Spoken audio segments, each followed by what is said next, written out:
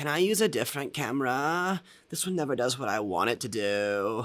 Oh, this camera sucks. This camera's so Oh, can I use a different one? This one just doesn't do what I want. This one doesn't work. We need to address this. I am Dr. Awesome.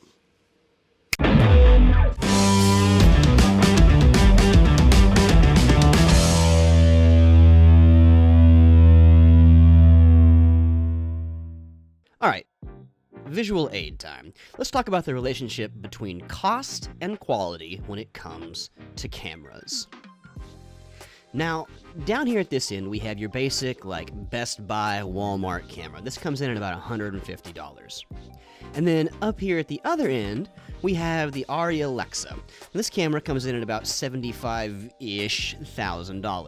And you would think that the more you pay, the more you get, and to an extent that's true, but if you look at this graphic, what you can see is that right off the bat, there's a really sharp increase, and then it kind of levels out as it continues to grow. Now, this sort of sharp peak right there at the very beginning happens at about $2,500, and that's where several of our cameras live, specifically in this case, the XF300, which is the camera that I really want to talk about as part of this video.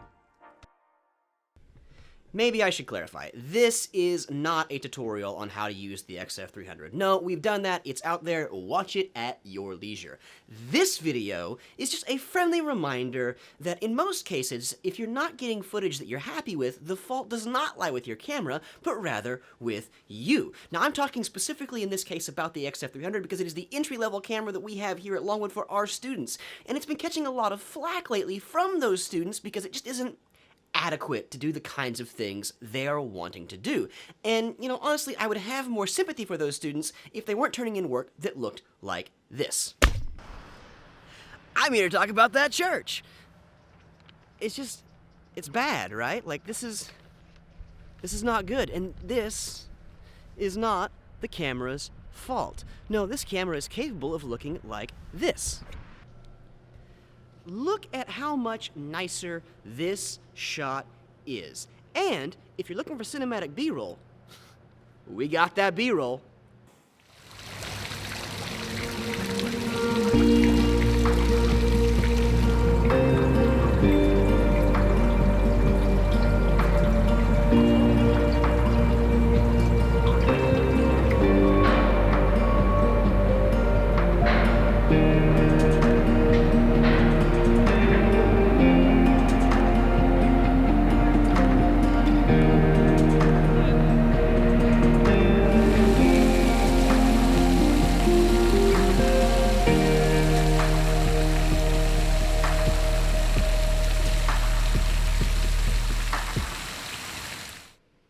So, the question that's sort of hanging in the air is, how did I get those shots with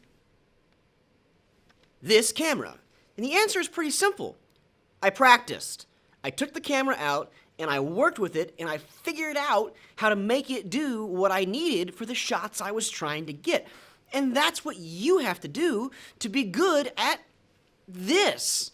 Now, I know there's a lot of you may be thinking that, well, I'll just wait till I work somewhere with good gear, and I'm telling you right now, that is not an attitude you can have, because you will always be limited in some way by the resources at your disposal, whether they're yours personally or the company you're working for.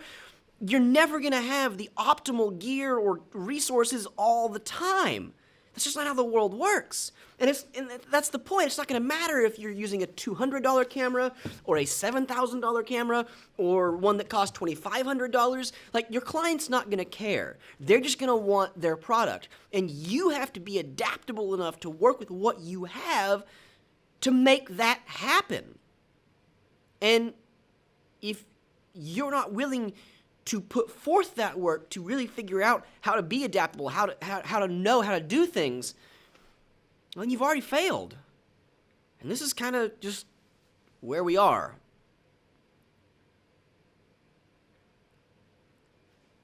If you want to succeed, you have to work hard. You have to practice. You have to be adaptable and forward-thinking. And you can't just sit back and wait for the gear to do the job for you. because that's not how it works. That's all I got, guys. Keep shooting and, endeavor to suck less.